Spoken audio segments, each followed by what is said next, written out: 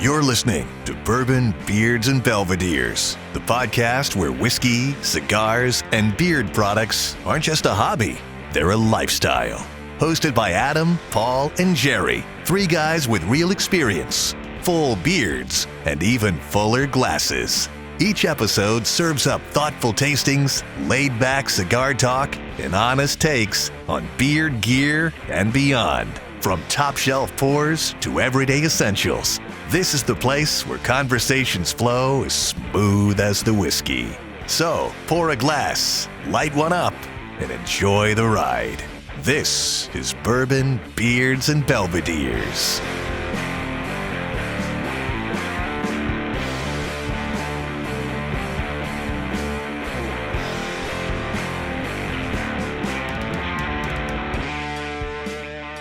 Welcome to Bourbon, Beards, and Belvederes. I'm Adam. And I'm Paul. And I'm Jerry. And today we've got a blind. Jerry sent these out to us. These are our, it's our Super Bowl episode. This is going to be our Super Bowl predictions. So these whiskeys are related to the Super Bowl teams. I'll let Jerry tell you about that in a little bit. As always, we're starting with a palate warmer. And these are a little bit hotter, on the hotter side, I guess. So I started with a little amped up palate warmer here, but I'll talk about that in a minute. Jerry, what you got? I've been hitting the Maker's 46 bottle, just a standard, what's that, 96 proof? 94 proof, maybe? 94. I can't ever remember. I've been hitting that bottle a lot lately. I've pulled it off the shelf and been hitting that one, so decided to go with it again. Right on. Paul, what you got? By the same thought as you did, Adam. Start a little hot because the only thing we know about these two pours that Jerry sent out are the proof, and he told us they were plus 115, I think he said, for both of them. So I grabbed some 22 degrees American single malt from Old Line. It's sitting out here in my shed, and it is, if this was water, it'd be a block of ice. Well, I managed to find my very first Sazerac 100 proof the other day. Picked this bad boy up for $35. It is a 175 for $35. That's a pretty good fucking deal that I could not walk. Or no, I'm sorry, it's a liter. It's not a 175, it's a liter. But couldn't walk past it and not buy it. It was the only one left. So yeah, I had to grab that. I haven't tasted it yet, but hot damn, the nose is wow.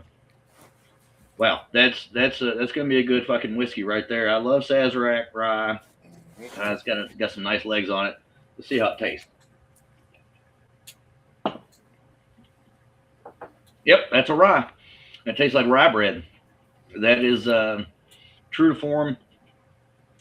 Buffalo Trace product, Sazerac rye. Damn, that's good. That is so much better than the standard 90 proof. Yeah, so, we got to keep our eyes out for the 120 or the full proof, 125 proof, whatever it is. I've seen a couple people on YouTube and on Discord pages I'm on that would blind it against Thomas H. Handy, and more times than not, the Saz 125 has come on top. That's the only BTAC product that I've never had. It's fantastic, and if people are saying this 45 for whatever dollar bottle beats it in a blind, or even comes close to it, then I want multiple in my house. Absolutely. Because I used to buy the baby Saz and just use it for old fashions. Like I wasn't a big fan of it. I'd use it as old fashions and cocktails. I tried the 100 at a bottle share, fantastic. I haven't tried the 125 yet, but I've heard amazing things about it. Yeah, the 100 proof I'm very impressed with, and I'm not necessarily a hunter of baby Saz, but if I see it, I'll buy it. You know, for if I see it for retail price, I'll buy it. I'm not gonna do secondary or anything like that. But that right there, $35 for that liter bottle. I mean, damn, yeah, that's fantastic. And then I managed to pick up another Wild Turkey 8-year in the same trip. They had quite a few of those. They're about $45. They probably still got some if you guys want some. I was in a real big hurry, so I couldn't take a picture and send it to you guys to see if you guys wanted any. But The store is right next to my house. So if you guys decide you want some, I can go back and grab you one. But this is incredible. This is 100 proof. They need to do away with that 90 proof madness and just put everything out at 100 proof. That 125 is definitely on my radar. Yeah, so. No, I just looked. It's not in Maryland yet because I'm looking for it, but I see it says new in the Virginia ABC, $39.99 for a liter of the 100 proof. So I'll be able to pick that up. But I just went through; they don't have any mention of the 125 yet. So hopefully that's coming. Right on. Well, before we get to the pours, let's do a little round table here.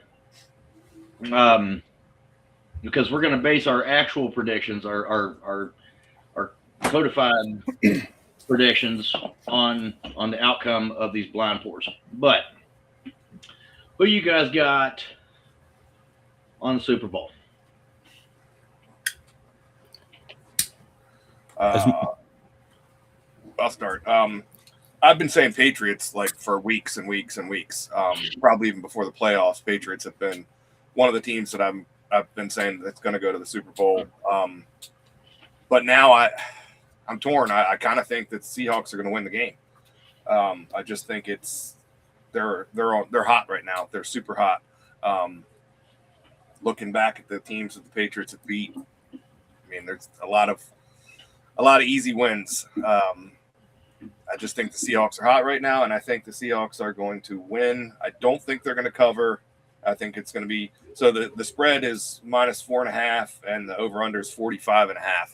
I think it's going to be over, and I don't think they're going to cover. I think it's going to be like in the 28-24, 27-24, something like that range. I think it's going to be a come down to the end, but Seahawks pull it out. Okay. Yeah, as much as it hurts me to say, I've been saying Patriots basically since my initial thought was Broncos, but after that injury, we all knew that wasn't going to happen. But Patriots were the other team that I kept going back to. I'm same boat. It's going to come down towards the end. I'm thinking like a 4-point game, low 20s maybe. 21-24, 21-22, somewhere around there. Some close game.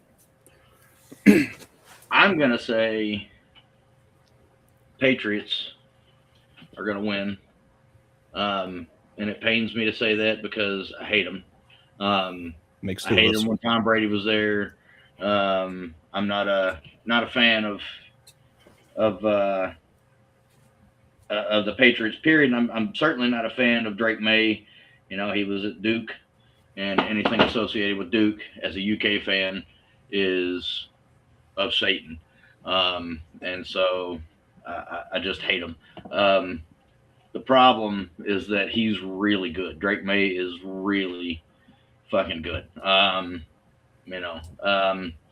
Vrabel knew what he was doing whenever he drafted him. You got to give it to him. The Seahawks are the Seahawks, and I hate everything to do with Seattle. And Sam Darnold is old as shit. So who knows? Maybe they'll pull it out. Maybe they won't. I'm going to say the Patriots cover. I'm not going to pick a score.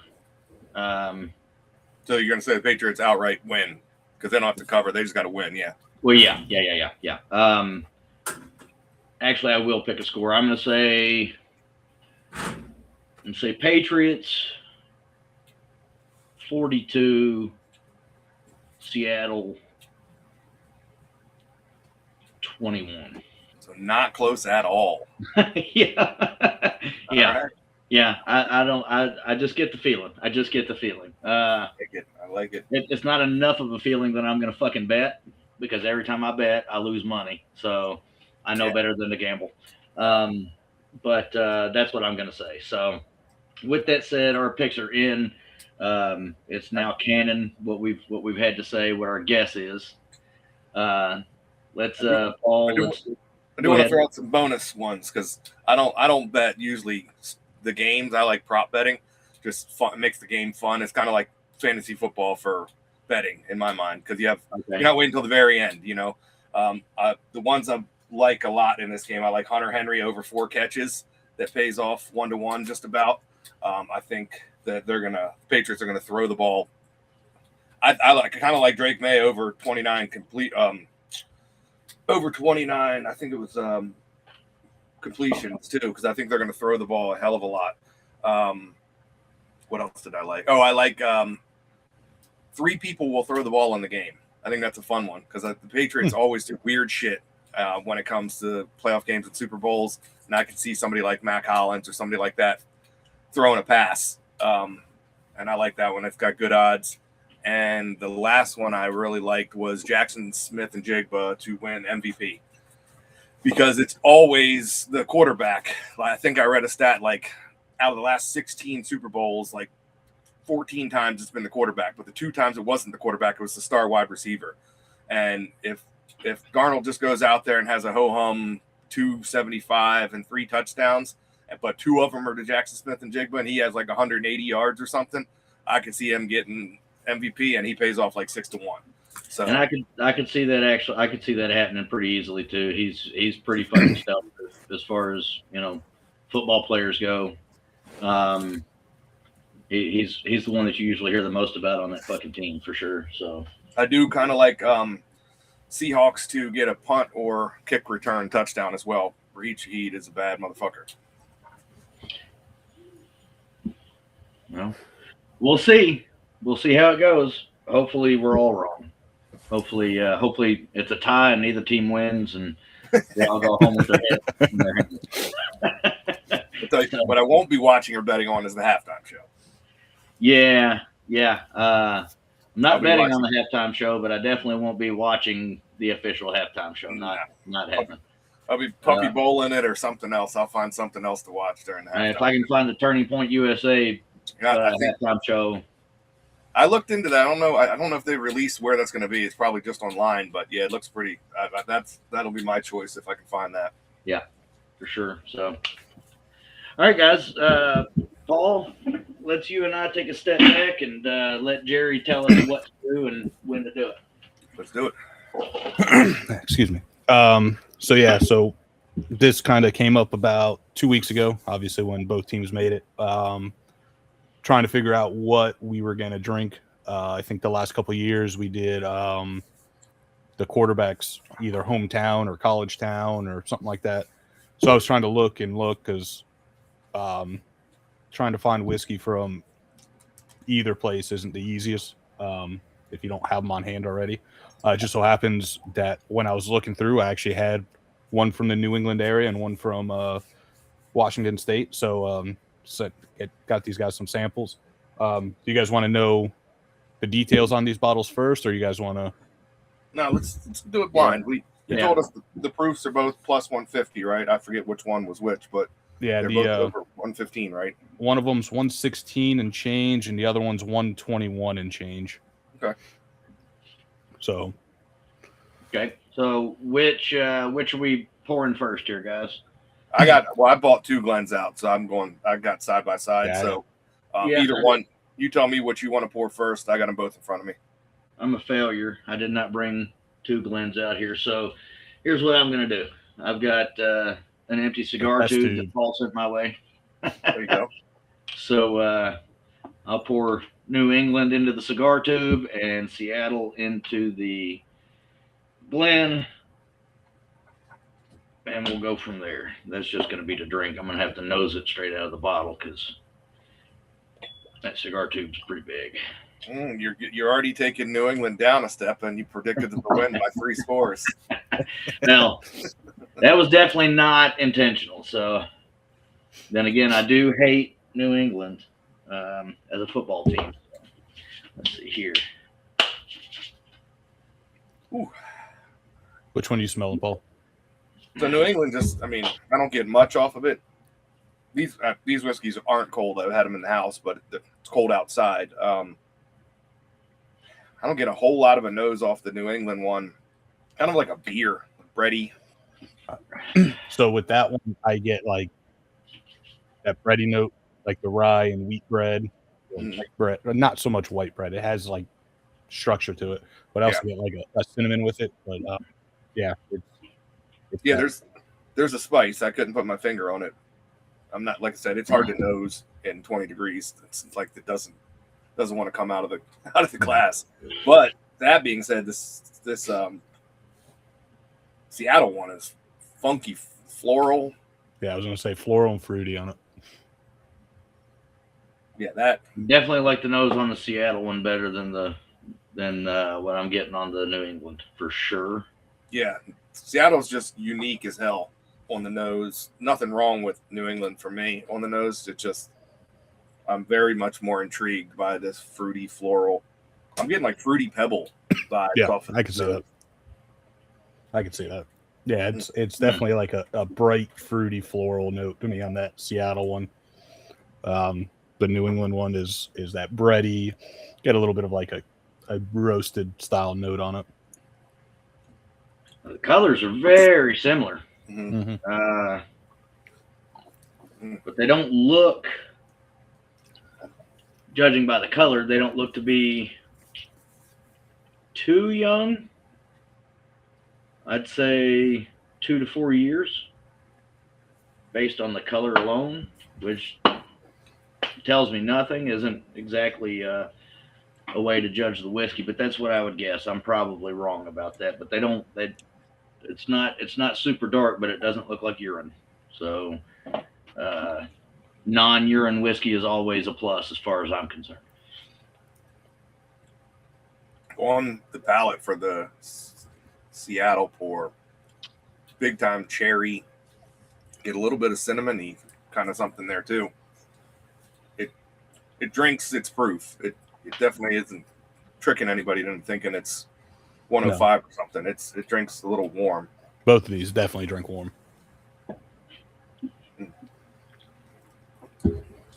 Yeah, but there's a funk.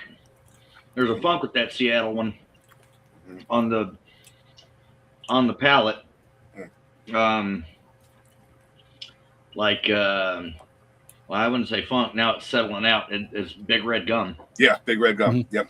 It's like that fruity cinnamon. That's what I was saying. It's like cherry. The Seattle one for me, the whole palate, excuse me, the whole palate is fruity. I get like a candied style, like gummy strawberry or something along those notes into that candied cinnamon red hot style thing. Are these straight or are these picks? One is a pick and one, or they're both single barrels. One's a pick, one's just straight offering single barrel. This is familiar. You think we've had these before? Are these like something, or are these random one-offs that you have on your shelf that we might not have had? You've had one of them, not the pick. So the pick, you've had the bottle before, but not the single barrel that I remember. The other one, I guarantee you haven't had. Paul, you made him glitch with that question. Did you hear him? He was struggling to get the words in. Well, I was going to say the single barrel you haven't had, but then I remember both of them are single barrels, so that didn't work. The single barrel pick, you've had the offering before. All right. I'll say this: the nose on the Seattle, on the Seattle one, I liked more. Mm-hmm. But I've tried both. I've tasted them both. And I tasted them both before Jerry answered that question. So by the time he had said he knew that we hadn't had it, I have, because I'd already put it into my mouth. But for today, yeah, I will say on the palate, that New England is much more to my liking. This moved away from being big red and more into the realm of cinnamon rock candy. Mm-hmm. You guys ever had cinnamon rock candy? Mm-hmm. It's fucking red and it's got super, that's food coloring, but still it's got a lot of cinnamon in it. That's just what came to my mind whenever I drank it. And I love cinnamon rock candy and I like this, but this other one is more what I'm looking for whenever I drink whiskey. This is more what I'm looking for. I won't even say bourbon. Specifically, it's just whiskey in general. That's what this one right here is what I'm thinking of in Seattle or New England. They're both so similar with the tasting notes too. It's like red fruit cinnamon on both of them, really. Which is weird. Yeah, it's like good. And I don't think you tried to do that on purpose. No, you just were looking for the state. So I have notes from both of these that I wrote down from having these. The New England one, I said strawberry as well, but it's not like that candied or like it's more of like a muted, earthy strawberry style note. And then you get I get like a little bit of like a toasty note in there before it finishes with a bunch of like spice notes. Yeah, I get the spice note that I get is that cinnamon that Paul was talking about, but it is so much slighter in the New England than it is in that Seattle.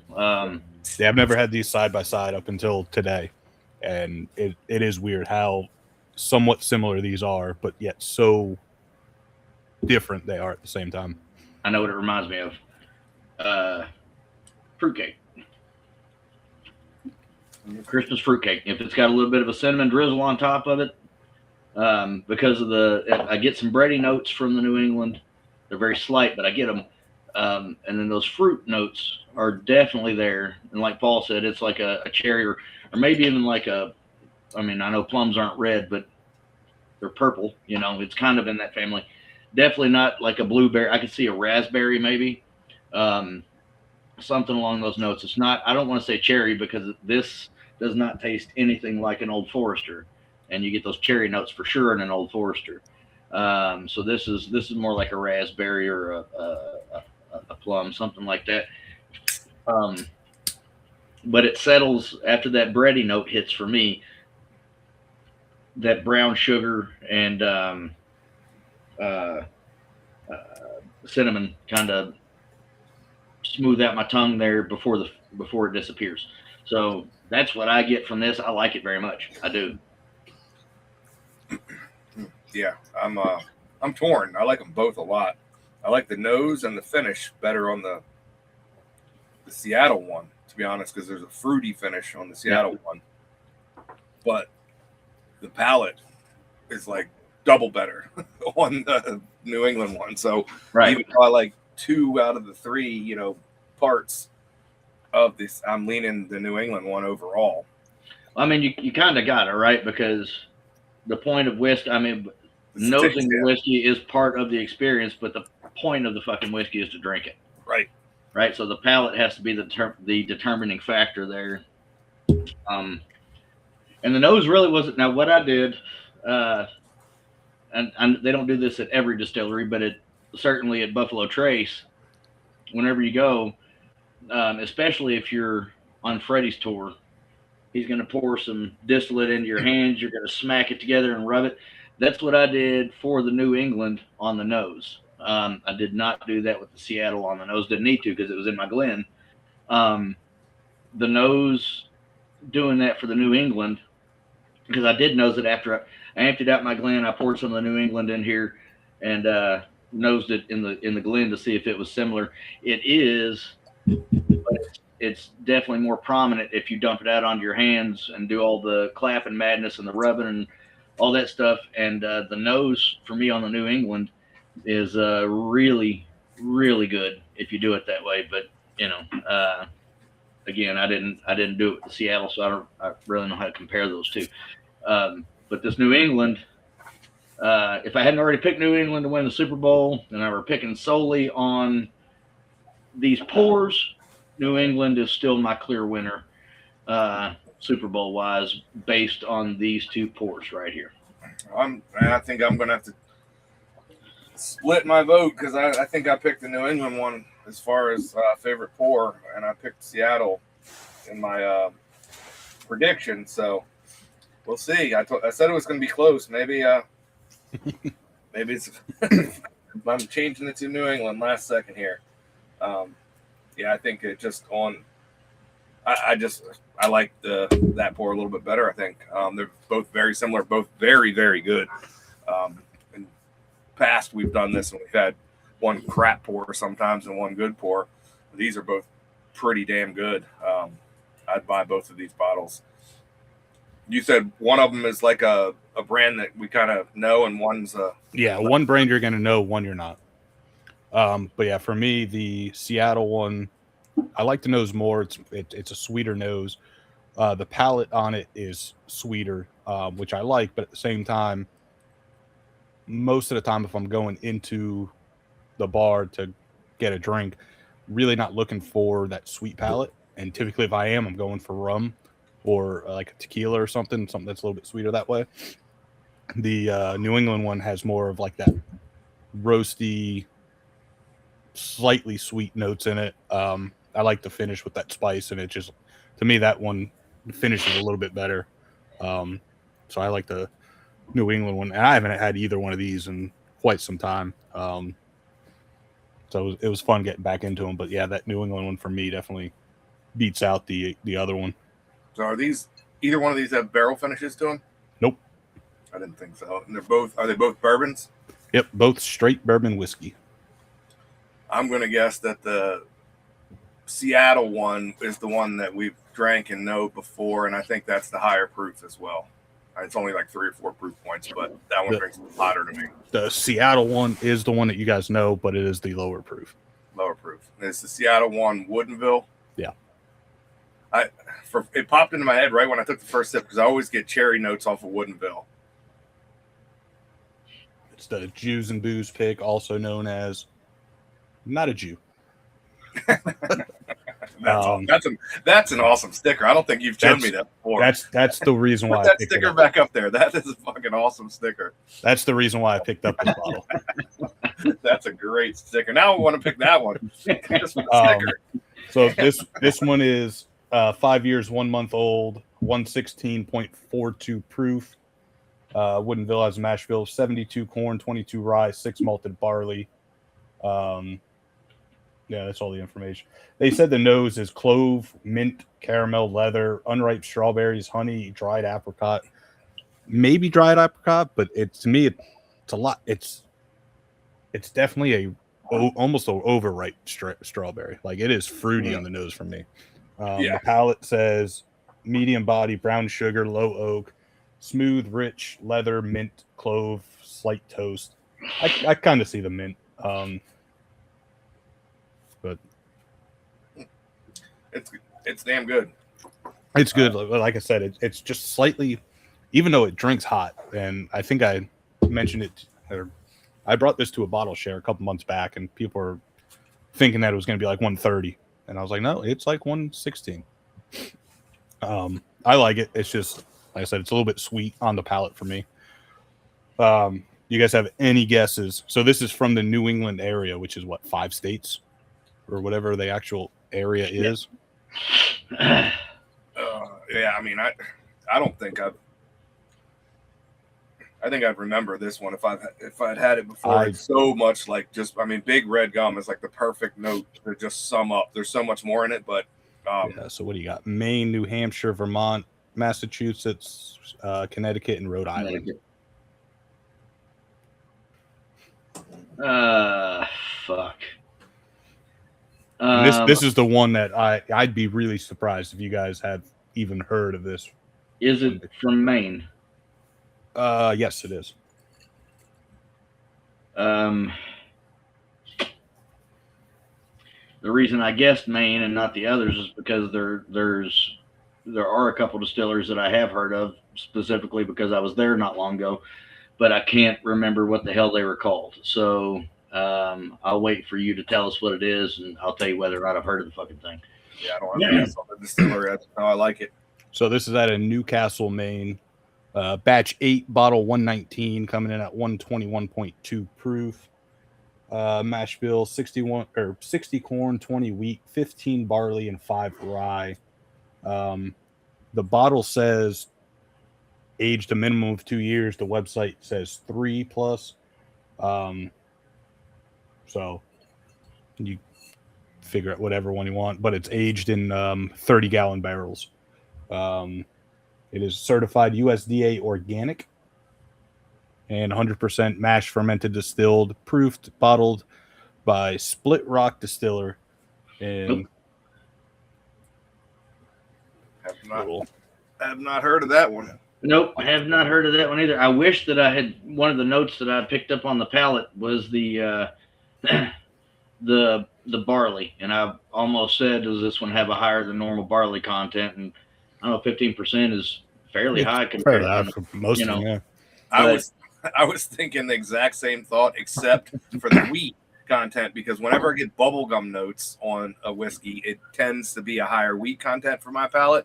And I was thinking about that, and one of you guys were talking, and I just moved on. I didn't say, but I was wondering if it was it definitely has. Every time I get the bubblegum note, no matter what it is, it tends to be a little bit more wheat content for my palate, and that's kind of how I know. But it definitely has that earthy dirt note that comes along with wheat and some barley notes.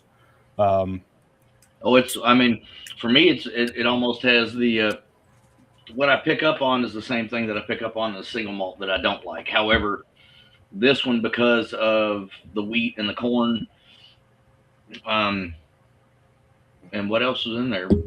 Rye. So it's got what? How much rye? What was the rye percentage? 5%. Yeah, I was gonna say it can't be much. But it's got a nice little spice on it that I would expect for it to have a higher rye content. But picking up that barley note that I normally don't like with the single malt works really well with the rest of the content of the mash bill. I mean, that's a damn good whiskey right there. Both of them are for sure. But that one's a damn good whiskey, and it drinks. I mean, it definitely drinks above 100 proof, but I don't think it drinks at 121. I mean, I just took another sip, and I don't think it drinks at 121 at all. I think the Woodinville drank hotter. A lot, yeah. It did. Yeah. To me, the Woodinville drinks a lot hotter than the 116. And I think Woodinville single barrels go for about $70-$80. I was going to say 80. I don't remember at all how much this one is. I've had this one I've been looking on the website to see if they had I was going to say, where the hell did you get that bottle from? It was with Jews and Booze. I can't remember the store that they picked it with.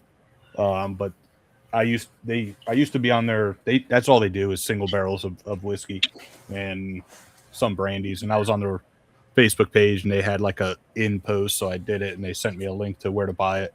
I want to say it was like $90 shipped or something like that. And like I said, I like Woodinville. I've always liked even their standard, I think 90 proof, but that sticker on the back just yes. That's all they buy just for the sticker. And then the single barrel strength split rock is on their website for $90.14. My buddy got this for me.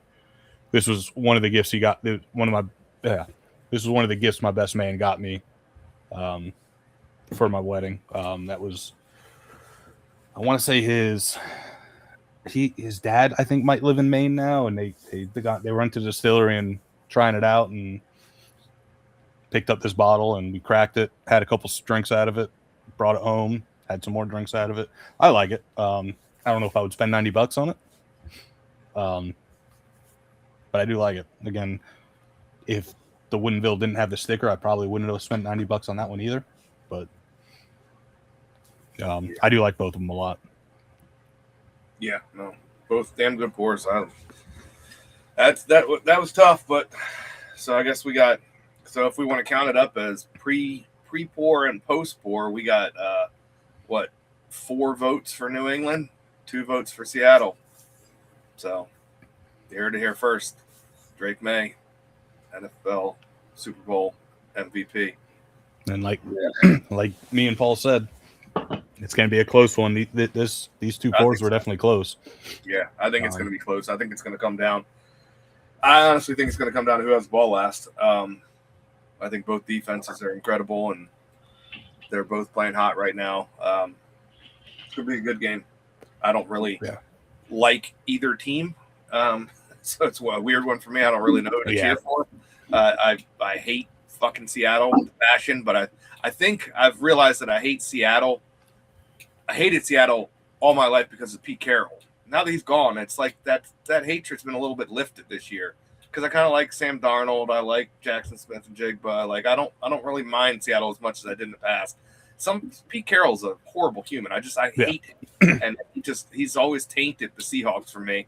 I've always hated the Seahawks because of him, and so I kind of think I'm gonna be rooting for the Seahawks, to be honest. But I mean, I like Frank May. I think the Patriots did a fantastic job rebuilding super quickly to get back to the Super Bowl. I mean, it's incredible. They did, that's for sure. To get back to the Super Bowl after the Tom Brady era, Bill Belichick era, that fucking quickly. Side note, Bill Belichick not getting fucking first ballot Hall of Famer, it makes the Hall of Fame mean nothing to me. It makes the Hall of Fame. The Hall of Fame is the WWE now of fucking sports Hall of Fames. It is a fucking joke. That makes absolutely no sense. It's no matter what you think of the Patriots, what you think of him, that's a fucking joke. That's insane. Easily top 5 greatest coaches in NFL history, and somehow, if not number 1, I was going to say he's easily top 2 in my book. And it's insane that he's not. I mean, the FBI should investigate, because obviously there was fucking shit going on behind the scenes. That's the same thing. I know you guys don't really watch baseball, but Mariano Rivera didn't get 100% vote. Mm-hmm. Granted, he was a first ballot. We all knew that, but he didn't get 100% vote. Like, who didn't vote for him? I've known that the MLB Hall of Fame was. I mean, I used to watch baseball religiously, but I've known they were corrupt for as long as they've not let Pete Rose into the fucking Hall of Fame. Pete Rose thing was bullshit. Yeah, it's still bullshit. Now he's eligible. Now that he's dead. Well, they did say a lifetime ban. He is, unfortunately, his lifetime is over. So he's eligible now. They won't vote him in. Even I guarantee it'll be. They want to. They just don't want to be the ones that vote. Don't want to be the ones to vote for it. No, they don't want to be. In my mind, there should be fucking term limits in a lot of things in this country, and one of them is voters for fucking Hall of Fame.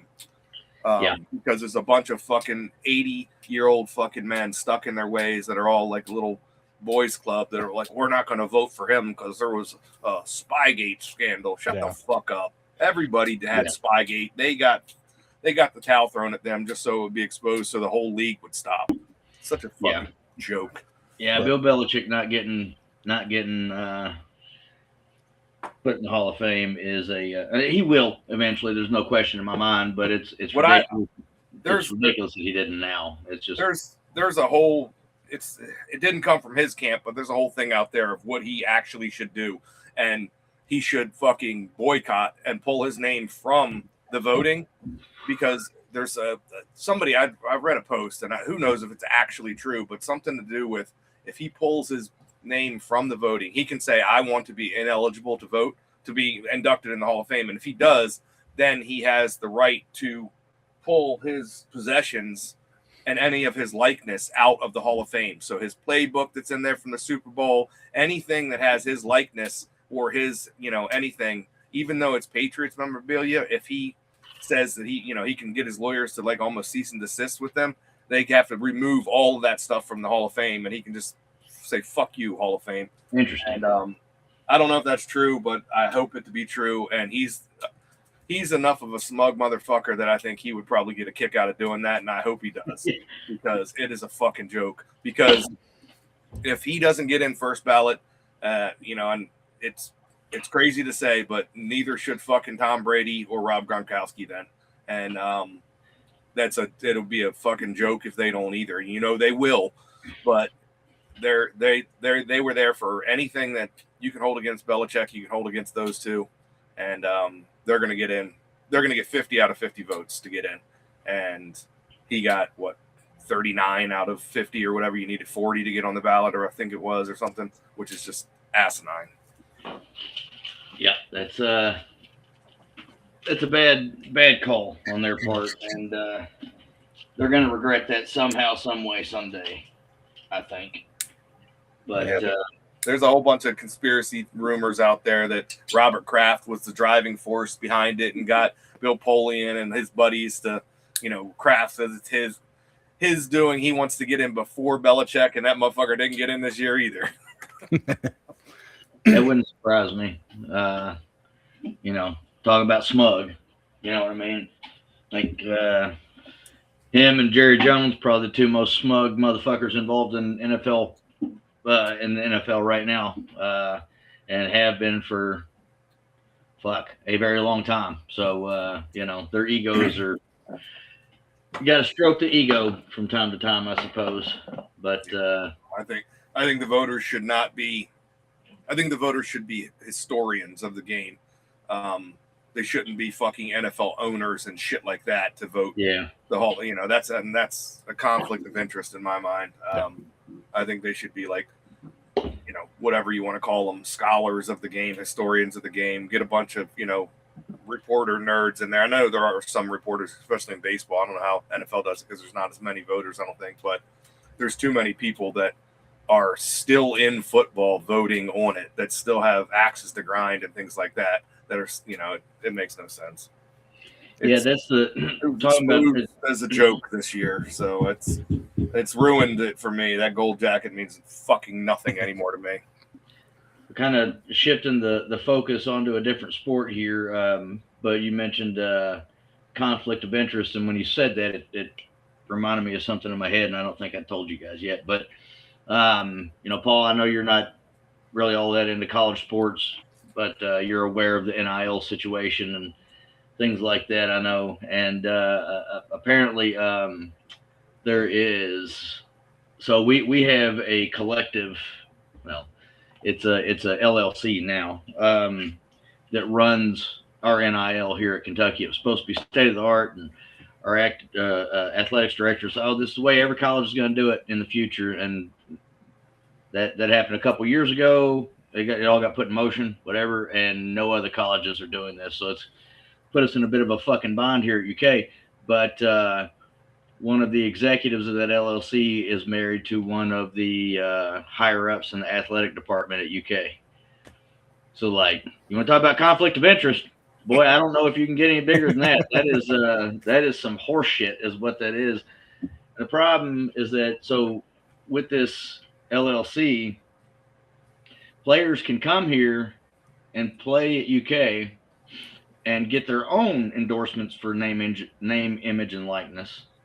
But nothing is guaranteed because they have to get it all themselves. Contrarily, if they come and play at UK and they sign a contract with this LLC, then their money is guaranteed because the LLC is going to handle all the NIL things for them, but they can't go get their own.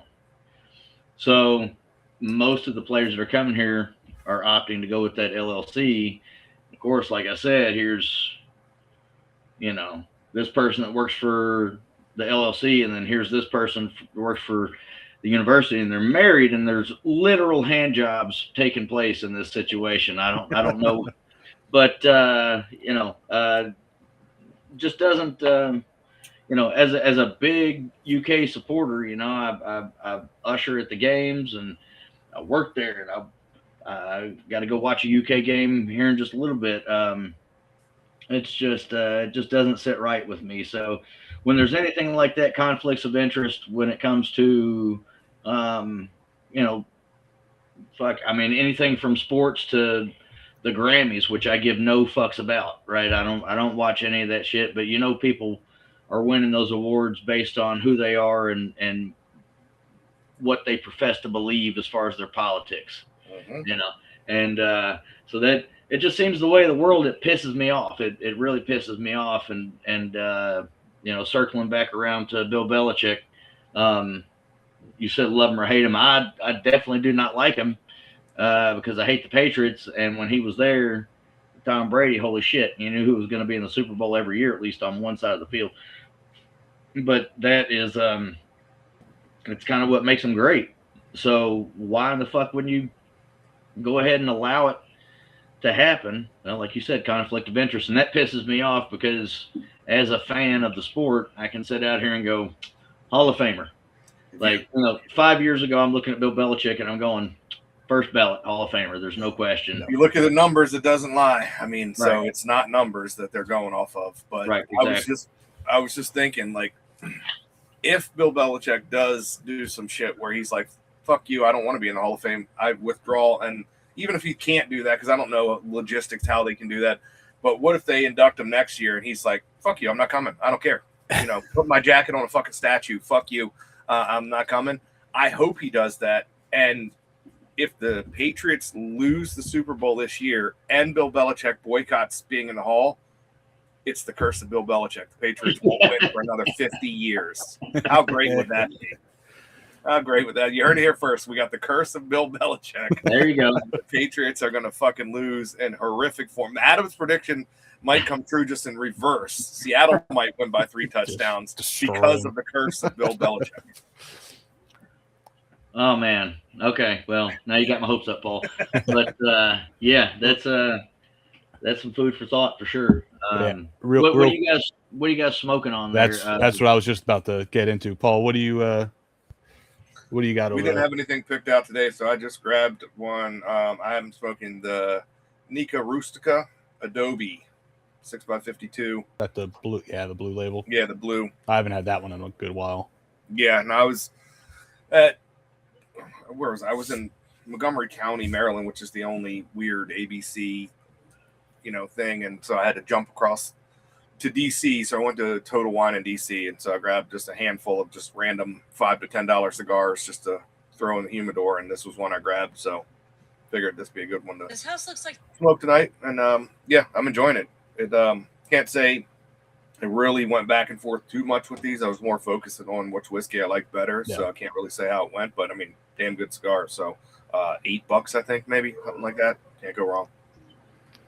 Yeah, so I'm smoking the Madre Tierra, the Habano. Focus or not? There it is. There you go. So Raul, he goes the Smoking Tex podcast show on Instagram. He ran a giveaway when he started up his YouTube page, and the giveaway was, I think it was like 10 cigars or something like that in a small little tabletop humidor, and I ended up winning it. And 2 of the cigars were Madre Tierra, this one, the Habano, and then the Corojo. And this Habano is fantastic. I was sitting on an Instagram live with John from Madre Tierra and Angel from Cigars with Angel, and we're gonna get him on. Just got to figure out some details. We're gonna smoke his cigars because this one's fantastic. The Corojo is fantastic, but it put me on my ass. First cigar in a good while to put me on my ass, but they're fantastic. So that'll be a good show. He offered to come up here, and then I told him that you guys are out of state, and he goes, fuck it, I'm still coming up, because I was doing it in the bar. And he goes, fuck it, I'm still coming up because I'm going to sit in your bar while we do this, and we're going to drink all night. I was like, let's do it. Definitely check these guys out. They got like 9 or 10 different offerings with their cigars. The 2 I've had is fantastic, and then I just keep hearing better and better things. From the Dominican, I don't really get into those much, but after smoking these last 2, I definitely need to start looking more into Dominican cigars, because I think all of us have been kind of stuck in that Nicaraguan fandom, but this one is definitely starting to switch me up. As I do like the Nicaraguans, but this one is nice little spice throughout with this Habano. So. Right on. Well, I am not smoking anything because I'm under a time crunch, so I'm gonna go ahead and call it there. That's a wrap on our Super Bowl special. We'll put this out a day or 2 before the Super Bowls, and that way you guys can listen to it and tell us how wrong we were.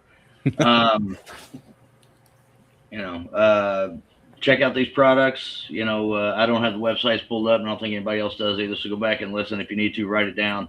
And then on the YouTube, I'll put a little link on it. I had them up. Oh, splitrockdistilling.com, and I think it's Woodinville Whiskey. It's either WoodinvilleWhiskey.com or WoodinvilleWhiskeyCo.com, I think. I had them up, and then I closed my laptop. So, dumb on me. As always, look out for your local veterans, first responders, active duty military, and LEOs. I mean, shit, I never thought that I'd be living in a world where it was open game on police officers. It's fucking insane out there. And these folks are just doing a job. You may not like their job. They may not like yours, but they're human beings with families. There's absolutely no reason to be acting this way towards these people. And then, like I said, the veterans and active duty military members, they gave all, they're giving all, they gave up everything to make sure that you have the right to peacefully protest and live your life, exist. Just look out for them, support them in any way possible. Any veterans charities. I like to donate and work with Stop Soldier Suicide. There's veterans out there that are killing themselves left and right. It just sucks. We need to take care of them. Our government's not doing it, so we as a people need to make that happen. Again, like always, look out for kids too, because holy shit, I never thought that I'd see a world where predators are using video games to stalk and hurt children. It's absolutely ridiculous. They're the most vulnerable of us, and we as adults need to take care of them. They're the future. God help us. And they need our protection. They need everything that we can give them. So let's make sure to look out for them, support them as well. As always, enjoy your spirits and cigars responsibly. And until next week, cheers. Cheers, guys.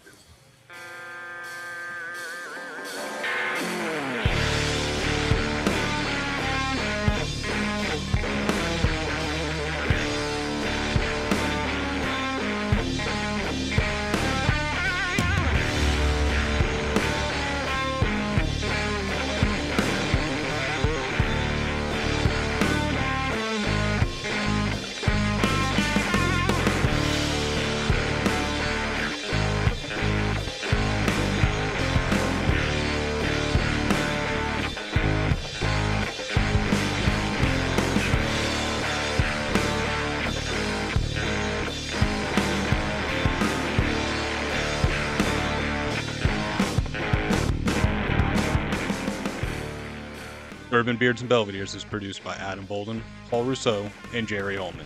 Edited by Jerry Ullman. Music by Ryan Johnson. You can find all of our links on our website at bourbonbeardsandbelvederes.com and at beacons.ai/Bourbon, Beards, and Belvederes. As always, enjoy your bourbon and cigars responsibly. Cheers.